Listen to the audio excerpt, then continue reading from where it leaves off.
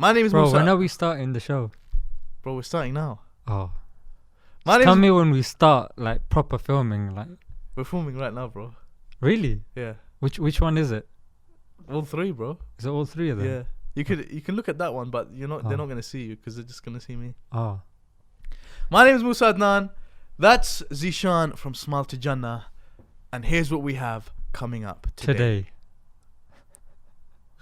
Nice. Should we get straight into it? We get straight into it, yeah?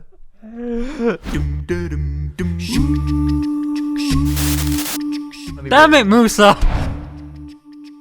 Bro, I was questioning it, like, why is it always bloody Muslims? These bloody Muslims. Like, even I started thinking, flipping, why is it always us? It's very, very important to be balanced and nuanced in terms of your Islamic knowledge and in terms of Your secular knowledge. your secular knowledge as well, to have that balanced view. Yeah. Wait. What was the funny Damn bit? it, Musa! Wait, then they went back to You have to start all over again now. Then they... Bro, you made me lose my flow, man. Then they went Bro, back... you lost your own flow. I lost... I didn't say anything. Bro, like... School for me killed books, bro. They killed books for me because I was working, I was studying only for an exam, and that exam every year there'd be some sort of exam. Yeah. GCSE, then A level, then degree. Bro, I'm sick and tired of studying for exams. I didn't really appreciate what I was learning. I just had to do it because I had the pressure to get certain grades. Like now, I'm actually studying things. Like at uni, you're doing stuff that has been prescribed for you. After I left uni and all that, I'm studying what is useful for me. So I can probably learn more in a year that I could in like 10 years. Damn it, Musa! Smile2Jannah. How's things, bro? Bro, please tell me you actually know my name, yeah? There's too many people that just... Hey, Smile2Jannah, tell me a joke. So tell me. Kind of with my wife. So, kind of just going out. Kind of. I'm gonna call you Zeeshan. Please do. Because that's what your parents called you, right? Yeah. Let's go with that. Let's keep it simple, bro. Zeeshan. So for all of you that don't know, this is Zeeshan from Smile2Jannah. They are the same person. Yeah. Banter. The question is, where's Frown to Jahannam? Like I haven't heard that one before. Where is he, bro? Bro, when's the last time you uploaded a video on your channel? A long time ago. Let's not talk about that right now. You're pretty consistent, aren't you? I try to be, alhamdulillah, yeah. What drives you to be consistent? Because I think consistency is something a lot of us struggle with. Do you, Musa? Do you think that? Most definitely, I think that. Say that again. I wasn't listening. Bro, it's like this guy, man. I don't know what to say. Like, bro, I'm crumbling. I'm crumbling, bro. I told you, bro. I warned you. What was the question again? How do you stay consistent? How do I stay consistent? That's a very good question, Musa. The question of consistency is rooted from passion. Rooted. Yeah. Oh, is it like ReRooted? Oh, yeah.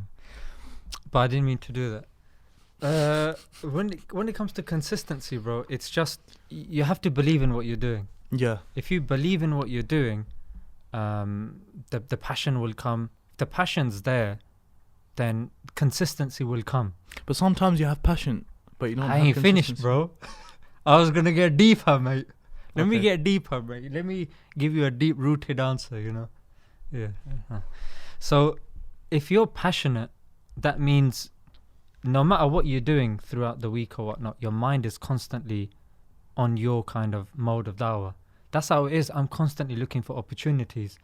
I'm constantly looking at ways that I can kind of... sorry, that Darren Brown just threw me off because I've got that book at home. I'm like, why have they got Darren Brown? Bro, come on, concentrate, man. Sorry. What's going on, Okay. bro? There's a Henry the Hoover right there and Darren Brown. You're flipping not making it easy for me, are you? Come on, bro. We got a nice set going on here. What was the question again? Oh my god, bro. This episode, This episode just going. Sorry, you gotta have to ask me that again. You have to ask. I think I'm pushing some serious buttons right there. How? So you're gonna have to start again. How do you? Okay, guys. So we're here with Smile2Jannah. As you can see, he is extremely humorous right now. He's what the heck, man? He's losing it, bro. Why don't you like this on your own podcast? I am, bro. I always start them off like this, and then it gets really serious. I wouldn't know because I don't watch it. Oh, said the guy who hasn't uploaded for 4 months. But how do you know that though? Because I watch your channel. I didn't say I don't watch your channel. What But can I we can't do? watch it now because nothing on there. Yeah, it's true. How has that affected your life? It's actually improved it. Bro, yeah, you're coming out with a It's lot some of bestie stuff. a lot of digs today, man. No, but on a serious one. Yeah, go on. Serious question. Can you be serious? I'm actually serious most of the time. So it's just when you happen to record you. It's a very important tool that I feel that is used in the dawah. Like a lot of people when they're giving dawah, they are serious. In fact, if you look, I say 95% of people are serious. Most people, yeah, even 99% when they're giving dawah. Yeah, and when I started practicing, sometimes you're that 1%. There you go, bro. And that's why sometimes I feel that a lot can be given to people through how you make them feel. For example, people don't remember necessarily what you've said, but rather how you made them feel when you said it. Yeah. And then that can kind of keep the idea in their mind. So that's why I feel comedy is number one, it transcends borders, cultures, languages. And number two, bro, it's just a joy to watch. Like, time can go by, but you can get so much across. Like, even in our joke, bro, alhamdulillah, no profanity, no innuendos, no hurting someone's feeling apart from yours, but obviously you don't really matter. So it's just stuff like this. That's why I think it's a very the intro in itself shows that again, this is another genre. It's a new niche. I don't proclaim to be the Muhammad Hijab or the Hamza Sources. I try to mold the styles, but I try to kind of present it as comedy. Obviously, you can't do that all the time. Does it work for you? Do you feel like it works for you? Comedy Alhamdulillah. and dawah, do you think that that's a combination that can mix? 100%, bro. I've seen it be very effective. In fact, when I wasn't practicing, that's the sort of stuff that appealed to me. And that's what I always track it back to. You don't want to be giving dawah to the people that have already dawah given to. You'd rather give it to people that actually need it the most. Yeah. They're the ones that are being neglected. So I always think of myself. I'm quite selfish like that. You always think of yourself. Oh, yeah. You know, while I was actually preparing for your episode, What? You actually prepared this? Of course, bro. Come This on. catastrophe has been orchestrated, Yeah, yeah? it has been an orchestrated catastrophe, mate. I actually was reminded by some of your stuff. Were you actually reminded, yeah? Yeah, I was reminded of a companion of the Prophet, sallallahu alaihi wasallam, Sallallahu and I want to read it. I actually want to read it because I know people can be like, "What? You're gonna read on a podcast? What are you doing?" yeah. But I actually think that it's really funny. So Salama radiyallahu anha, may Allah be pleased with her, narrates a very funny hadith narration that took place. She says Abu Bakr radiyallahu anhu, may Allah be pleased with him, he wanted to go on a journey, so he decided to take a companion called Nu'ayman and another companion called Suwaybit, and the Prophet sallallahu alaihi wasallam, that we believe in as Muslims, may peace and blessings be upon him, was still alive at this time. So this was like at the time of the Prophet, okay? So during the journey, he put Suwaybit in charge of the food, okay? Nu'ayman says to Suwaybit, "Look, I'm hungry. Can you give me some food?" Okay? And he says, "Until Abu Bakr comes and gives me permission, you can't touch this food, brother." Okay? I don't think that's what it says, bro. Listen, bro, just go with it. So Nu'ayman got upset and decided to take his revenge on Suwaybit in other ways because he didn't get his food, okay? So he goes to a group of people that were passing by and he says, look, this is so funny, yeah? He goes, look, I've got this slave. I would like to sell you. But he's a really intelligent slave, this one. He's a piece of work, this one, yeah?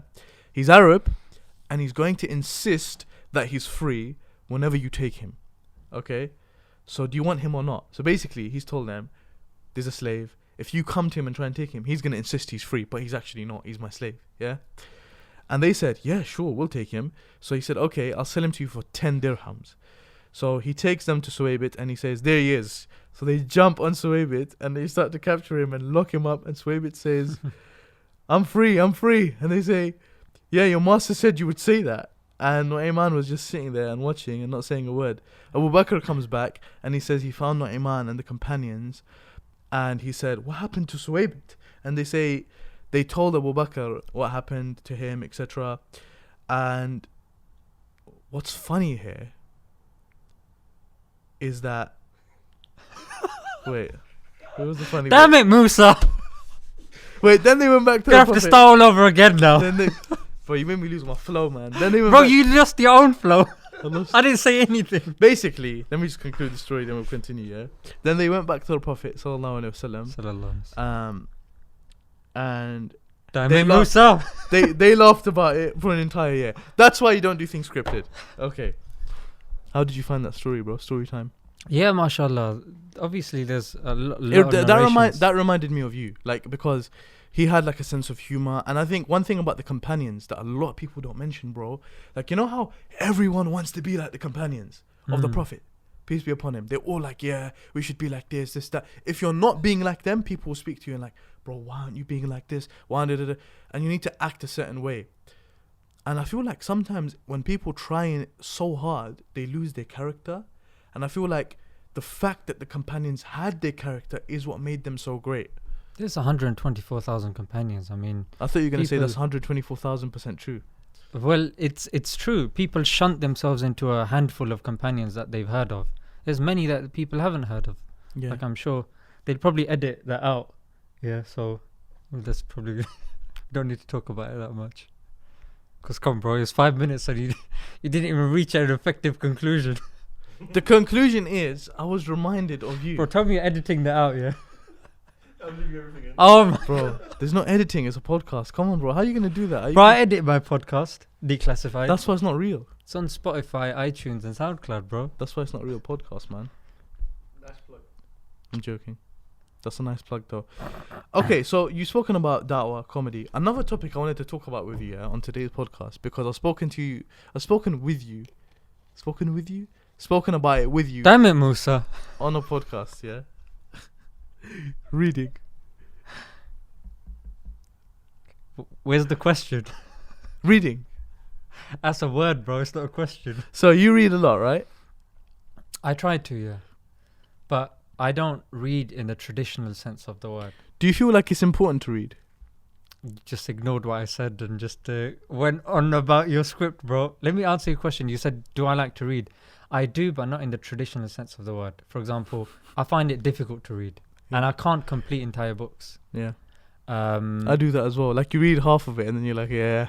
Yeah. Or what I used to do back in the days was I had to do it from page 1 to, say, page 250. But you can't do that. So what I do is I read book summaries. There's this app called Blinkist app. Wow. So what it does is it summarizes entire books into 15 minutes. It's about 9 slides, and you can even get the person to read it out to you if you're out and about. And literally, you can clock a book in 15 minutes. Really? If you're listening, you can speed it up by 1.5. So what I do is I've read books from Orientalism to AI, psychology to diet to all sorts. And literally, within a year, I pretty much clocked about 100. Wow, that's really good, man. But that's not good though, because my target is to do one a day. So I should book a really day? be a book a day, but it's a book summary a day.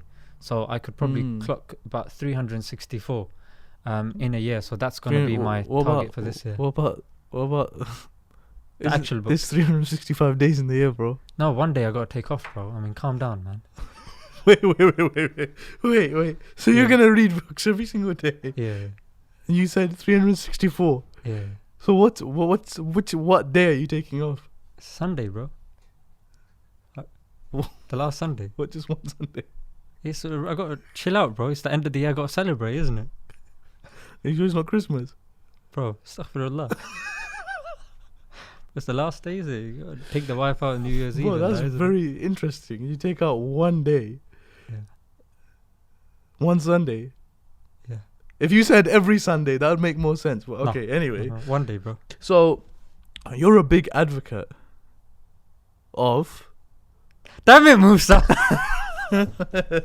You're supposed to have planned this. You're a big advocate of health. Do you feel like you're healthy? I feel like, alhamdulillah, I'm much healthier than I was before. So, tell me about what you were before. Yeah, so about the books thing, bro. So I read... Why are you going back to the books now? That's because I had a point to make. Then why did you just dead it? What? Oh, did I? Yeah. Oh, I'm not used to these podcast things. No. So book summaries, yeah. Okay. I do book summaries. And then now, the more I see Muslims being targeted, the more I'm seeing us being affected. And you realize, you know what? Why is it that when I get asked something, flipping, I can't answer it? Bro, I'm being the means of people going further away from the deen. So me being more enlightened in a particular subject would mean somebody else would come closer to the deen. So me realizing that, I was like, you know what, I need to invest in some books. But you can't get them from W.H. Smith's. You're going to have to look at alternative media, look at alternative interviews. It's like Howard Zen said, go to the dark corners of the library. And that's how you're going to know these authors. You can't rely on mainstream as soon as you enter W.H. Smith. Like, I find that inspirational, bro, because... Thank you, Hamza. Have you... Sorry. Ali. Musa. Oh, Musa, yeah. So you tell me you don't know my name when you're on the podcast? Bro. Of course I know your name. What was it again? It's just getting worse and worse, isn't it? No, but... Look, Hamza, look. Let's on the keep books, going. yeah. On the books. So... Were you always like this? In the sense No. that you were always interested in reading or like... School for me killed books, bro. They killed books for me. Because I was working, I was studying only for an exam. And that exam, every year there'd be some sort of exam. Yeah. GCSE, then A-level, then degree. Bro, I'm sick and tired of studying for exams. I didn't really appreciate what I was learning. I just had to do it because I had the pressure to get certain grades. It's only when, alhamdulillah, I got those grades. I'm not saying don't, get those grades, because you need it with this but you're society saying that we're living because you in. had that pressure, you struggled to to internalize just a lot of enjoy it, bro. Mhm. Like now, I'm actually studying things. Like at uni, you're doing stuff that has been prescribed for you. After I left uni and all that, I'm studying what is useful for me. So I can probably learn more in a year that I could in like 10 years at school and at uni. But that's only if you know which authors to go for. Like, okay, if I'm to look at UK history, I'll go for, say, Mark Curtis. If I'm to go into foreign policy, I'd look at Noam Chomsky, John Pilger and these guys. So again, you can get like a large concentration of information to do with you, to do with your background, to do with your culture, to do with your religion. And it's more concentrated than studying a abstract course for 3 years and coming out with maybe like a couple of months that's really useful to you. So the books were killed. And in fact, it was Malcolm X that kind of inspired me to read, because when he was in prison, he read a lot. He read a lot, but he was finding it very difficult. So what happened was he started copying out definitions, and because he was there kind of with books, I mean, you only have books and the gym, and in prison, yeah. And that's literally what it is. So that's what he did. He started writing down definitions. He started going to the end of the prison, where the bars are, when they would close the lights at 10 o'clock. He would go and he'd carry on reading, because they put the lights out. And that's how they say, he got the glasses and his vision got weak. And then when he came out, bro, he wasn't really educated through the traditional system, but he was able to kind of shake the entire system to its core, because he knew exactly where to direct his energy. And now with what's happening to Muslims, bro, if today and now this doesn't inspire you to become more practicing, bro, then I don't know what time will. Because there came a time I was ignoring all this. Let me not get into politics. Let me not get into kind of our history and whatnot. Bro, it's necessary. It's very, very important to be balanced and nuanced in terms of your Islamic knowledge and in terms of Your secular knowledge as well, to have that balanced view. Yeah. And bro, I've had to learn that the hard way. Mm. And even when you listen to people like Nigel Farage, they're referencing history as well, that we can't alienate these people because history teaches us. And why is that when people come to us, bro, there came a time that it would affect my iman, bro, when people said, and me switching on the TV, oh, Muslims doing this, coming across people in the streets shouting abuse, oh, Muslim, I didn't know what to say to them. So you felt this, like, you couldn't feel proud of your Islam kind of thing? Bro, I was questioning it, like, why is it always bloody Muslims? These bloody Muslims. Like, even I started thinking, flipping, why is it always us? Yeah. Because there was a certain narrative that was shunted upon me to force me into jumping into these books and listening to these alternative interviews that made me kind of think, you know what? Terrorism in itself is very broad. And why is it that only a specific type of terrorism is constantly being shunted upon me? Wow. There's so much. And it's only when I started broadening my knowledge, it helped my iman, it helped my dawah, it helped me as an individual. So books have played an integral part. Wow. And the thing is, bro, you know, there's many people that we won't be able to sit with, benefit from. Some have passed away, some are living in different parts of the world. With a book, you can sit with them anytime, any place. And you know what, regardless of the way you look or what you're wearing or time of day, you can sit and you're not going to be lonely. People say, oh brother, I'm lonely, what do I do? Pick up a book, learn. Loneliness is a blessing. It's called creative solitude. A lot of these people like Einstein and Tesla, they really utilize the creative solitude, and that's the time, bro. That's amazing, and man. Even according to hadith, we're told, you know, make use of your free time before preoccupation. We're all going to become preoccupied at one time or another. Make the most of it. Bury yourself in the books. Go to YouTube, learn softwares. There's literally series upon series, and you can learn softwares and start the dawah yourself. But again, first you need that drive. For me, that drive was people attacking me, attacking my faith, my identity. So that's what I saw. I found solace in these books, especially self-help. When I was in a really deep, dark place, I had to go to these books and really understand, how does my mind work? Why am I thinking like this? I had to reprogram the way I thought. And it is, like, I know I've been bumbling for a long time. No, this is deep stuff, bro. It's these sorts of things make you question a lot of things. I think it's amazing because if someone was to just outwardly, you know, on a very basic level, go on your channel, check out the stuff that you do, they'd see someone who's really, really funny, see someone who's cracking a lot of jokes, they see someone that's saying... Jazakallah, Musa. And no, but bro, honestly, they might not think that there's a lot of background behind this. Do you get it? But it's like, behind every person that's doing something admirable, there's going to be times like this, like what you're talking about, times where you felt low, you felt out of it, you feel like, what is going on here? So that's really, really deep, bro. And it's amazing how that's inspiring you to give your da'wah. I wanted to actually ask you a question, because I think a lot of people might relate to this. A lot of Muslims nowadays, especially Muslim youth, they feel like they can't identify with Islam. They feel almost shy to identify with Islam, in the sense that when someone asks, it's such a common thing, bro. The guy changing his name from Muhammad to Mo, Bilal to Bill. They can't identify themselves with the version of Islam that's been portrayed to them. Okay. Islam itself has many dimensions, but again, if you even look at Orientalism, there's a really good book by Edward Said, and the kind of way Islam, the Orient, is portrayed, bro, there's an entire psyche and a psychology behind it, and we're still living in the after effects of that. I wouldn't even say after effects.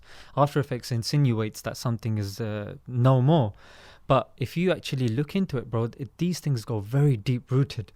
In fact, even the 200-year British rule of India, when the British were there, this is what they were doing. They were, translating religious texts, like the Hanafi manual, the Hidayah. They translated that in English, and they had their own people doing it. So things go very deep rooted. And again, the way Islam is being portrayed, and the certain think tanks that are being promoted by the governments, that's the Islam that we're told.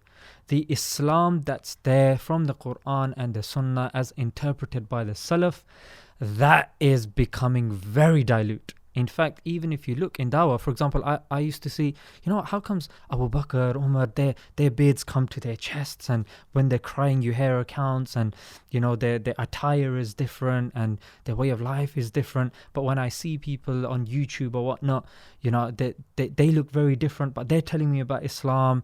And when I see people being portrayed by the BBC or whatnot as the ideal Muslim, they don't look like the ideal Muslim. They're not talking like the ideal Muslim. So what do? Do I sit back, complain, and just sit with my chacha and my chachi and, just complain with my aunt and uncle? Or do I get off my backside and do something about it? And that's with YouTube, like literally on your phone, bro. There's an app you can literally record and publish a podcast. Yes, SoundCloud allows you 3 hours free footage. YouTube is free. Social media is free. Phones have HD cameras that you can record stuff. Like, it's there. Just invest in yourself and you can put out such amazing messages out there. And that's what I try to do as well. That, okay, I'm not happy with the way this is portrayed, but you know what? Why don't I, go forward, step up and do it? And that's why I would never, compromise certain things, and may Allah keep me steadfast. And that's the kind of mentality behind why I did that. That's crazy, man. That's really, really interesting, bro. Jazakallah khair for going into that, because may Allah reward you, because I think it's very thought-provoking for a lot of people as well, especially people in a dark place. A lot of us find ourselves in dark places, and one of the things that's really helped me in my dark places is going into books, is reading. Like, that's one thing. It's like taking me away. I remember the other day I was at the library all day, and I was just like, for the first time I felt like, wow, I was in my zone. Like, I got up to pray and I was like, man, I was just in my zone there. Like, it's like I was out of this world and just like deep in a topic. And sometimes you feel like you're there, like when you're reading about situations. And I think it's very liberating, man. Knowledge is very liberating, and it's definitely a good companion for a lot of people to start reading. If there's one thing you'd say to people, I want to conclude this topic on with one question, yeah, unless you have more to say on it. What's one thing you'd advise people watching, because I assume we're going to have a lot of young people watching, with getting on this path of reading, because a lot of people find it difficult. So how could you advise people to read, to start? Where could someone start? First of all, understand why. It's important to know your why. Simon Sinek's written an entire book about knowing your why. And, any muhaddith worthy of his name, actually, I'm not going to say that, any prominent muhaddith like Imam Bukhari or... What's a muhaddith? A scholar of hadith. Yeah. They start off their hadith compilations with the hadith pertaining to intention. So knowing why you're doing something is very, very important. And the thing is, with books, you have to understand, if you are not reading, there's nothing being inputted into you, there's going to be nothing coming out. What you put in is what you get out. That's very important. Wow. When you're born, you're told knowledge is being inputted into you, how to walk, how to talk, what this object is, what that object is. If you don't know what that third object is, bro, it doesn't exist to you. It's not, you can't use it, you can't defend yourself against it. That's why a child will go towards the fire. That's why the child will put his hand into a exposed wire. So if we don't know the dangers behind something, how on earth are we going to protect ourselves from it? That's why, bro, it's important to understand that this can only be given through books. Noon wal qalami wa ma yasturun. Yeah, Allah swears by the pen. Yeah, the pen was created. It was amongst the first creations. Iqra, read. We're a nation that have been instructed, commanded to read. And it goes without saying that if you are not reading, you're opening yourself to manipulation. And not reading fiction books, reading non-fiction, but non-fiction, reliable, nuanced, balanced books also as well. Because it's not just, we're told, oh no, it's important to read, and we finally get onto reading and we find out what we're reading is, leading us astray. Yeah. So it's important to understand what you're reading as well. And once you understand that this is absolutely necessary, if you just got a broth, or a pot, you put it on there and you keep turning it, you got oil and then you're turning it, you're not putting any ingredients in there that you're cooking. Put books, Yeah, put books in your mind, and then, shake the ladle or whatever, and then you're going to get a nice dish at the end of it. So similar thing applies to books. Understand why.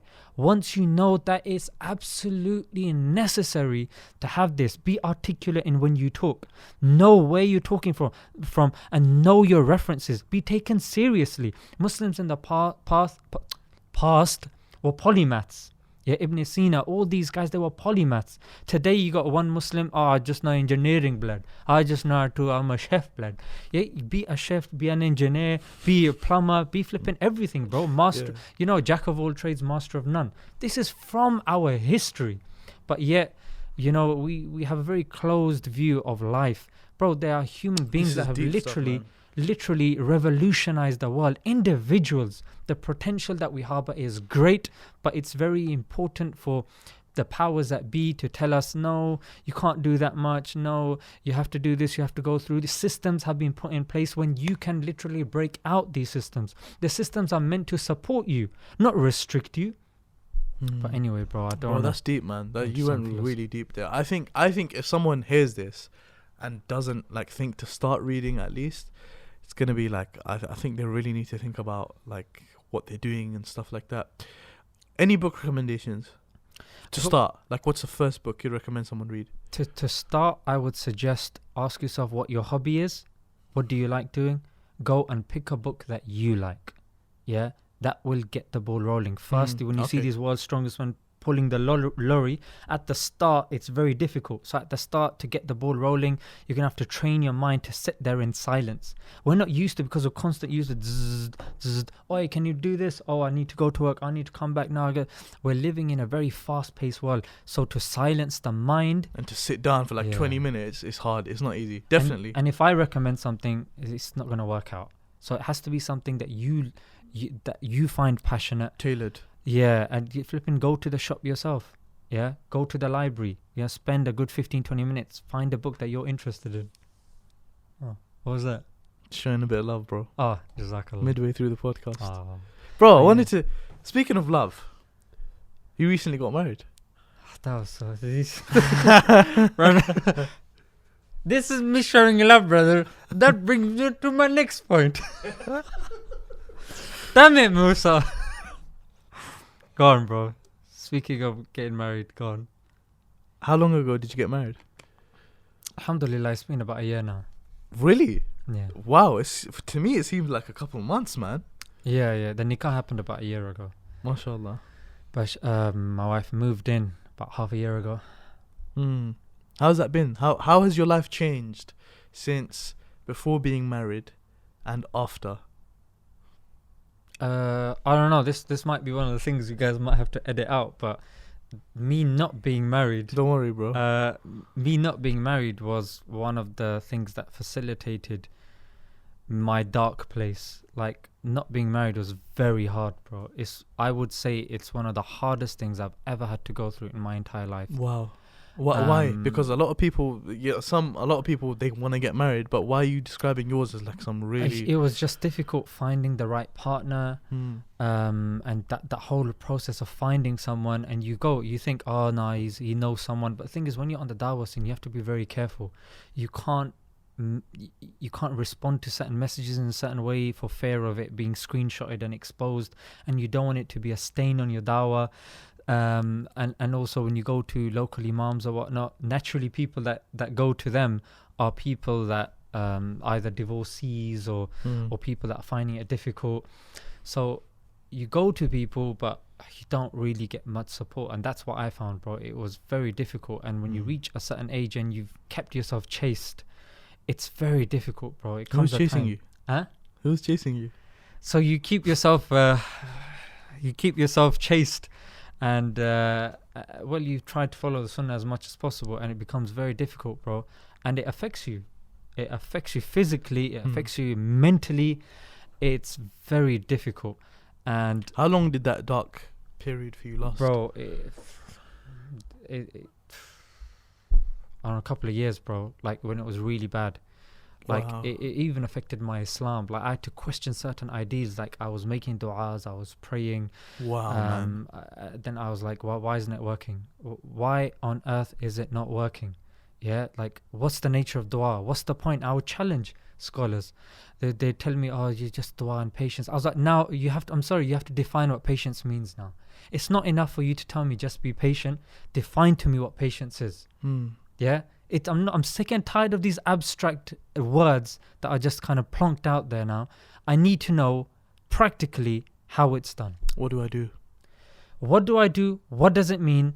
How do I do it? I'm making dua. Why is it not being accepted? What do I need to do for it to be accepted? I think this is very relevant, man, because nowadays, even though you're a little bit older than myself, nowadays, from such a young age, from like the age of 17, 18, it is extremely common and rife in the Muslim community that everyone wants to get married. Everyone wants to get married. It's a topic of discussion. Every 17-year-old, 18-year-old I wants would to get disagree married with that. onwards. Wow, how comes? Why would you I would disagree? say the sanctity of marriage is decreasing a great deal. I would say And I think it depends what crowd you're looking at. I think exactly. I'm speaking about practicing Practicing, kids, like Muslims, because they turn to marriage. Yes, you're right. Generally speaking, the sanctity of marriage is like seen as a side thing. It's something you see you do when you're 30 or 40. Yeah. Yeah. Oh, my auntie's asking, are you getting married again? Duh. You know those memes that go around. But for someone to be like the age of 24 and 25 and not want to get married, there's something dodgy going on there. Yeah, there's... I mean, Do you think so? Because some people just... It's a very low percentage, bro. But scientifically, if you look at the mechanism of the man, you need... It's a requirement of the physical body for you to get married.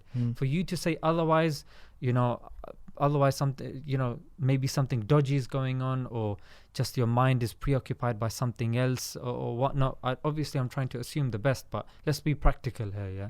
Let's not beat around the bush.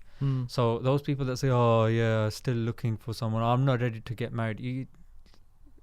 Fear Allah, sort your life out and get married. But the thing is, one thing I would also say as well is if you turn towards Allah, eventually... you will get an answer. No, it's not even that. It's like, وَهُوَ يَتَوَلَّى الصَّالِحِينَ. Indeed, Allah is a guardian for the righteous. Yeah, and this is an ayah that's very powerful, that if you're doing good deeds and you're righteous, Allah will be a guardian for you. Wow. Yeah. Now, if you're, for example, at work amazing. and you tell someone, oh, you know what, just cover my shift, and you've gone home, and you're at home, the wife's like, oh, who's doing your shift? Who's doing this? It's all right. It's my mate. He's covering me. Yeah. So he's your guardian. He's taken over. Yeah. So you're content. Or you ask a child, yeah, I'm going Hajj. Oh, you're going Hajj? Have you booked a hotel? No, I haven't booked a hotel. Do you know which airline you're going with? No, I don't know. Do you know how long you're going for? No, I don't know. Have you packed? No, I don't know. Then how are you going for Hajj? No, I'm going with my dad. He's taking care of everything. Then you're like, that makes sense. So when it comes to everything else, we're like, you know what? I'm content with that person. But here Allah is saying that if you're righteous, Allah will be your guardian. But yet somehow we don't internalize that. I admit that sometimes when you're in a deep, dark place, it's hard. It's difficult to. Yeah, it's difficult to internalize that.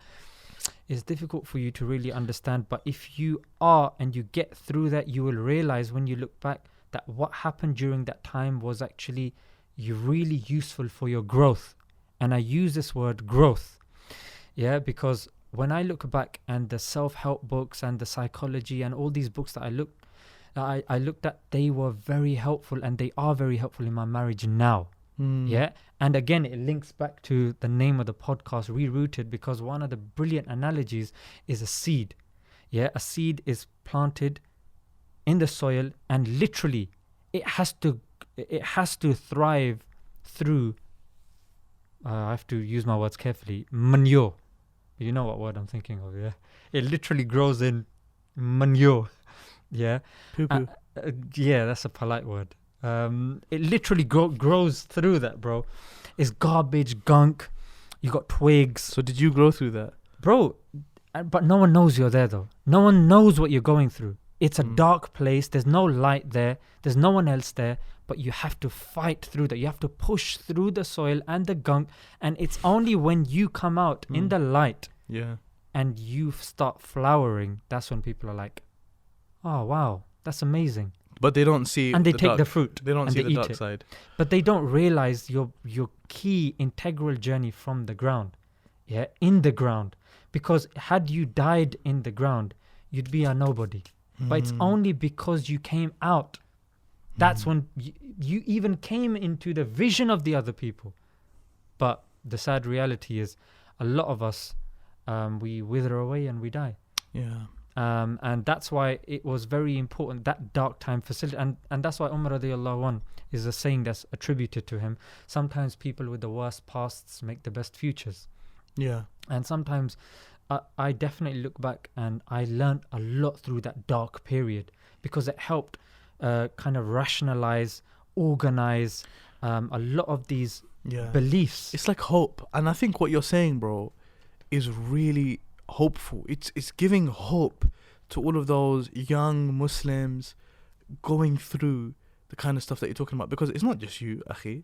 I've been through very dark times, like really dark. And it's funny because both of us are online, people wouldn't expect it. People would not expect that of you. Do you get it? And it's you that knows what you're going through, and Allah, and maybe some people around you that know really how much you're struggling. And I think this is beautiful because it's a message of hope that just even from what you're saying, so much hope can be gathered from that. That look, you're going through this, but this is your growth. In 5 years. And you know what the crazy thing is, bro? There's a statement of Ibn Taymiyyah, rahimahullah. May Allah have mercy upon him. He was a great scholar from Islam of the past, for anyone that doesn't know. And he mentioned something. In Arabic, it says, Sahibul hajjati a'ma. And in English, that's translated as, the friend of need is blind. The friend of need is blind. So what that means is, let's say you're going through a situation and you really want to get married, you really want to get married, you really want to get married, you really want to get married. Bro, you don't care about how Allah's blessed you with a beautiful car. You don't care about how Allah's blessed you with a beautiful house. You don't care about how Allah's given you a beautiful home, a beautiful mother to go home to, you know, who's looking after you. You become very narrow-minded, yeah. All you're focused on is your need. Yeah. A friend of need is That's blind. profound, yeah. So because you have that need, you're blind to everything else. As soon as that need is fulfilled, bro, you can tell us, like, as soon as that wife came into your life, everything else probably... Second, what? Oh, Sorry? yeah, it's true, yeah. As soon as your wife came into that picture... Yeah, I didn't start thinking of a second wife. That would have been preposterous. Yeah. as soon as that need was fulfilled, do you feel like everything else started becoming clearer around you? It was a very big obstacle that was in the way. And alhamdulillah, for me it was very important. So how would you advise people going through, you know what, bro, what you went through? That specific thing, a lot of people go through it. A lot of people. They go. I know a brother. Sorry to interrupt. Yeah. I know a brother. He's like 19 years old and he's going through this. It's true. The thing is, there's this also become a kind of. People don't understand that there's a nizam of Allah. Yeah. What does that mean? It means there's a procedure. For example, there's a procedure in everything. Yeah. If you are to switch off a fan, yeah you must do it from the mains. Yeah, if you try to do it from the blades, you're going to cut your hands. It's going to spoil the entire system. There's a way things are done, basically. There's an order in which things are done. Yeah, so if a person at such a small tender age wants to get married soon as possible, but there's no groundwork in place, I'm telling you that your marriage is not only going to fizzle out very quickly. But what do you mean by groundwork? Because I might disagree with you here. Yeah, groundwork in the sense of knowing yourself. Okay. And knowing how to deal with another person effectively. These are the two things. Mm-hmm. So you're not talking about money, and you're not talking about... No. Okay. No. That's the kind of typical thing that people say. I'm talking in terms of, because you could be living in a mud hut, as long as you're able to speak with the other person, as long as you have a mentality of this is how both of us can get through this, then it's not going to work. So at that age, if that person was to get married and they don't know themselves properly about themselves, and they're still changing. Like what triggers them, or that whole journey, then their marriage is going to fizzle out very quickly, because it's very difficult to kind of get along with the other person. It's important to invest in yourself. Now, you can get married at 19 if you've been laying groundworks in place. You've been working on your Islam. You've been working on yourself, understanding yourself, creative solitude, knowing yourself, studying, because your marriage will need a lot of investment. Yeah, you're right. If you are to keep going. You're right, because I got married at 19. At that specific age of 19, and alhamdulillah, I'm 22 now. I've been married for over 3 years, actually. And MashaAllah. For me, my marriage has been through, so many different things. It's normal to have arguments and problems and situations, but I think it's beautiful because me and my wife have grown together. That's one thing that I love about the fact that I got married young. I love that me and my wife have both grown together. We've gone through like uni together, stuff like that. Obviously she went to a different uni than me, but like we've gone through this sort of stuff. We've seen each other kind of grow, and we've seen each other go through dark times, within that 3 years. So I think it depends, and I think everyone's journey is very different. Agreed, 100%. One tendency, and I'm sure you're going to agree with this, one tendency that a lot of people have is they look at you and they'll say, oh, this worked for him. Man, this is what I've been missing all my life. Yeah, they go and do that and it doesn't work. And then they lose hope. I think it's very important, and you said this before relating to the books. I think that relates to everything, where you need to look at your own life through your own lens. Like an example of me is from a young age, while all of my friends were at university, I wasn't. And I'm going to university now at the age of 22. I just Shame started. on you, bro. Should be ashamed of yourself. Why? You're a proper Lafanga guy, isn't it? Wow. Proper ruffian, huh? Wow. Should have just listened to your Papa Ji and should have just gone to university. I should have, but I feel Are like... you a doctor? No. End I the just podcast. told you End the podcast, bro. I just told you I started uni. Are you a doctor? Bro, I'm a doctor of the heart and the mind. Aye. Wow. Why did you just go silent there? Bro, you're the host, bro. You have to keep this going. This has been such an awkward podcast at times because Zeeshan just goes silent sometimes, and sometimes he says things that I don't know what to say back to, but it's crazy. SubhanAllah, it's been beautiful, bro. What you got some notes here actually? All right, I'll tell you what to ask. Ask in terms of diet as well. We were talking about that before, but we went off. Come so back on let's go back to that. That's a really key one. Let's go back to the diet. Yeah. So right now, Anji, being completely honest with you, Ah. okay? I'm about to be very honest. Okay. Very honest. Honest, yaar. Honest ban putter. Oh, I'm just showing you some love again. Okay. Yeah. So right now in my life, I'm not on a good diet. And you Damn it, Musa. You were telling me before how you've basically been through a time where you were eating like 3 packets of crisps for lunch. Yeah. So tell us repping, yeah. Tell us about that time that you went through. That dark time. The thing is, Cheese and onion. salt and vinegar, actually, bro. Okay. Do your research. What I would say, bro, is it depends. Like they say, junk food is the food for the non-privileged. For example, if you come from a privileged household, your parents automatically will give you certain types of foods. You'd be shopping in Waitrose. You'd be, going to these M&S or whatnot. I've never thought about that before. That's deep. But when you come from my background, which is council house, council estate, then you're scrimping and scraping. Like my mom, she goes to like 3 different shops just to see the good deal that she can get on bread and margarine, because for us every little helps, because of like Tesco. God's sake. Damn it, Musa. Go on, every little helps. Yeah, go on. So yeah, every little does help, and even these slogans are very well thought out, because they Mhm. know it's in everyday vernacular. It comes up like you clearly are the epitome of confused.com. You caught me on a But- bad day, bro.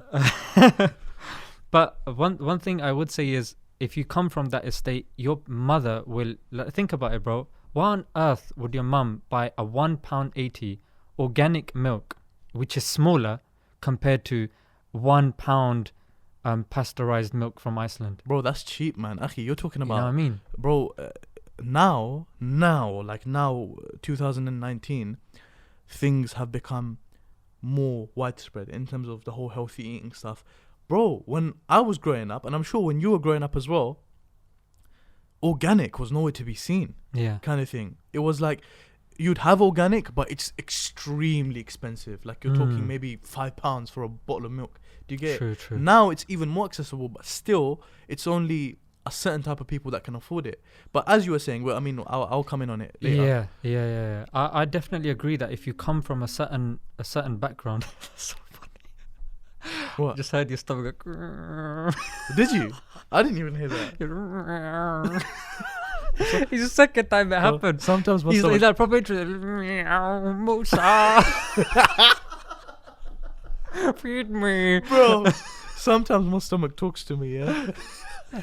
Right now, you know what my But you gotta stomach, talk back, man. bro. You know what my stomach Gotta have a probably said conversation right with now. stomach.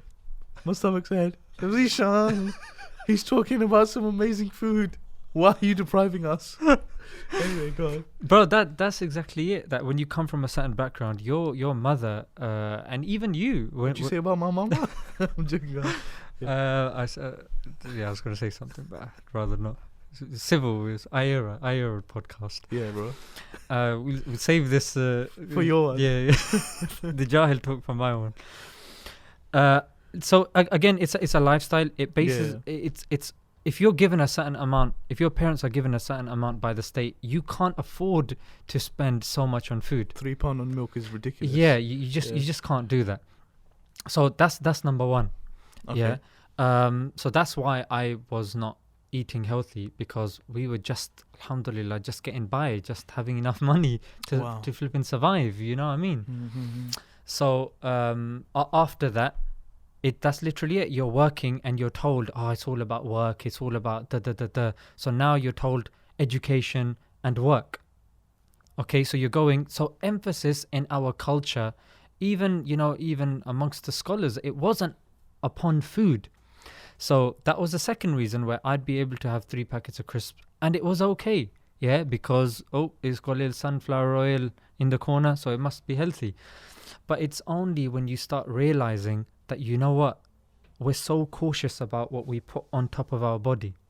Yeah, what do you mean by like that? in clothes, bro? Oh, in clothes, okay. Yeah, in terms of We are. Yeah. Yeah. So but the fuel, like you put diesel in a petrol car, it's gonna stall. It's not going to work. Wow. But that's we deep. put everything in our body, and then when we stall, we don't question these things. We just keep going and keep doing it. The human body, bro, it's designed, and a doctor was saying this, it's designed to go, mashallah, from 0 to 60 smooth, bro.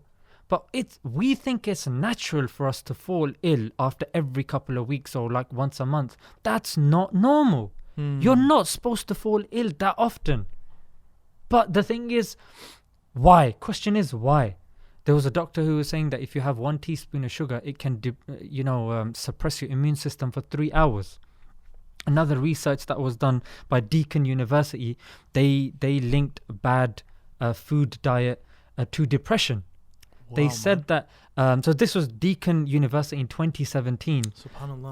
They linked it, and they actually did a study in which they noticed that if you improve the diet of these individuals, you can improve their mood. And also, Mia Kevi-Pelto of Finland, she actually linked diet to intelligence. And that's why I often speak to people, teachers, academics, and even scholars. Sorry, not scholars, people on the dawah scene. I say, look, for us, it's very important for us to watch what we eat, because it's going to affect, number one, our energy, number two, our intelligence. Bro, am I going? Yeah. Number one, our energy. Number two, our intelligence. And number three, our mood. Food, this is proven, bro. Deakin University, the Mia Kevipelto, these are just two. Okay, yeah? but that's fine. Now, you've given statistics, you've given evidence. Yeah. Did that work for you? Now, the thing is, bro, when I would come home after 2 jobs, I'd feel tired, frustrated, my energy levels were low. What would you eat at that Then time? anything and everything, bro. Then I cut sugar out totally. Okay. Yeah, totally, bro. Like what? In one go, boom. But for me, it was okay because I kind of had to deal with my wife. I wanted her to stay in shape, but you can't be telling them, yo, you can't be, that did, you gotta be controlling the old 1-pack, yeah? But of course, then you gotta be sleeping on the sofa afterwards, so you can't be saying that to them. So you gotta obviously do it in a diplomatic way. So that's how I started. So I was like, look, you know what? Why don't we both do it together? Yeah. So we can both look good for each other. Yeah. So it started, but when I got into it, the rabbit hole started getting deeper, and I started seeing, you know what? These things are heavy. Like the regular milk that you that you drink has so many antibiotics, growth hormones. It's so damaging to you. Wow, man. White bread, sugar, the amount of wheat and stuff like this is damaging to your body. So I started looking at this and I was like, wow, this stuff is deep. Fluoridated water affects your IQ level. I was like, damn. Like a study. What's fluoridate? What is like they put fluorine in water to kind of keep it clean. Yeah. But too much fluoride can affect your IQ, can affect a lot of things. I don't want to say things that are unproven. I mean, you've got Harvard studies that have linked it to IQ and even your pineal gland. I mean, that sort of stuff is not, it's fringe science, but again, it's very profound and people should really look into it. Most definitely. A lot of the things that you're saying are very interesting. But now, so I just want to quickly go over when that changed for you. So when you changed your diet, how did you change it? Like, what did you start eating? You cut out sugar? So I cut out sugar totally. Yeah. Okay. Meat. Like a keto diet? Like a flexitarian diet. Okay. Yeah, but again, I didn't cut out meat totally. Well, I did until I found... Oh, you cut out meat? I cut out meat totally. Oh, okay. Yeah, especially the local halal butcher meat. Yeah. Because that is sometimes the most unethical meat that you will find. Yeah.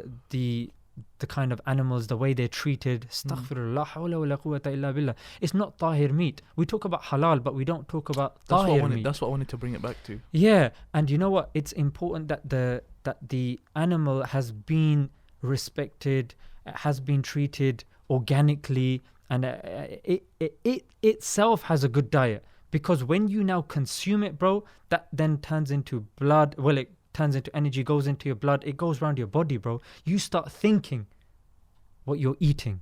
It affects you, bro. So meat I cut out until I found organic butcher nearby. So I eat only organic meat, and I eat that every so often. Sugar was cut out totally. I made small changes that make a big difference. Like eggs have to be free range, bro. Have to be free range. Yeah, and you can even read eggs as well, but I know the podcast's going to be long. Just the first digit on the code on the egg, it's the government has told the egg manufacturers that you have to put a code on there. The first one has to be a 0. Yeah, so you can tell that it's proper organic. Brown bread, I shifted to that. So again, for me, these things came slowly. And how did this change in diet change your life? More energy. Okay. More positive. Okay. More good ideas. Did it change your mood?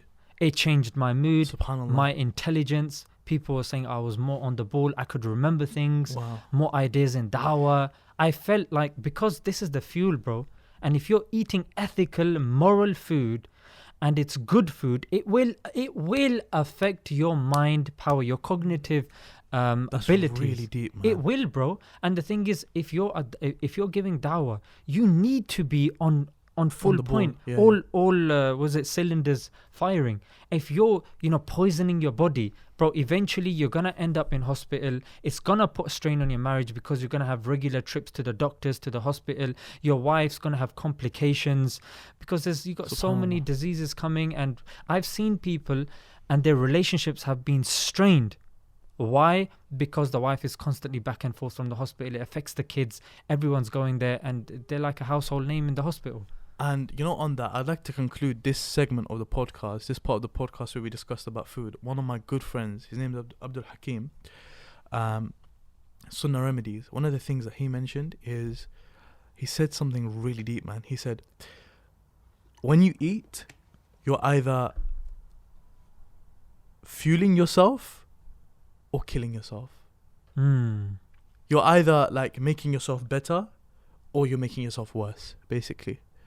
And that's really deep, man. And we all need to think about that. And I'm not trying to talk about this and put this out there for other people to implement without implementing it myself. It's something I need to implement firstly and foremostly, because honestly, I mean, with Mohsin, our producer. Hello, Mohsin. Bro, we've been guilty of some really bad trips to care. I don't even know if I should mention it. Don't do it, bro. Don't do it. Damn man. it, Musa. Zeeshan, bro, it's been an absolute pleasure having you on the ReRooted podcast. It's been a bit weird, awkward, and very informational. That describes you as a person. Brothers and sisters, I've really enjoyed recording this podcast for all of you, Zeeshan. How's it been for you? Average, yeah? Thanks, bro. Thanks. You won't be seeing Zeeshan ever again on ReRooted, so I hope you enjoyed it while it lasted. Brothers and sisters, any comments, any suggestions? Let me mention one other thing that you could slip in as well, yeah? Go on then. And this is important. Go on and slip it in. And this is the importance of mental health. I'll give like a few things. He doesn't stop, does he? Go on. A few things that I would say is, there's more negative words in the English language than there are positive words. Really? Yeah? So what you should do is, anytime something goes wrong, rather than, really exacerbating the negative situation and using really strong words, dial it down. Yeah, use comical words like, feeling really cheesed off. And when something good happens, rather than saying nice, average, like I said, really say, that was scintillating. Actually, I think that's a dodgy word. This is what happens when you try and be too clever, isn't it? Try to be too clever. Rather than Smile2Jannah. rather than saying it was good, you say it was, bro. It was amazing. It was superb, bro. It was life changing. And I hope that this podcast was that for you. And you know what? Also, it's important, and I'm going to end with this. Okay. How you speak to yourself. When things go wrong, do you say, why can't I do this right? Because you are your own worst enemy. Wow. And that profoundly changed for me when I started concentrating on my own relationship, looking at how I speak to myself. And sometimes ask yourself, when something goes wrong, what do you say to yourself? How do you view yourself? Is it productive or is it destructive? I just wanted to put that out there because I think it's very important. A lot of us, we don't give so much attention. You need to give yourself hope. You need to give yourself hope, definitely. And all of the things we discussed. Yeah, be your own best friend. Definitely. Yeah, Musa? Definitely. Jazakallahu khairan, bro. Wa iyaka ya habibi. MashaAllah. Brothers and sisters, this has been ReRooted podcast. We will see you very, very soon. Any suggestions, leave them in the comment section down below. Don't forget to subscribe to iERA. And we will see you very soon. Assalamu alaikum wa rahmatullah. Peace. That's all right. Wa alaikum assalam wa rahmatullah.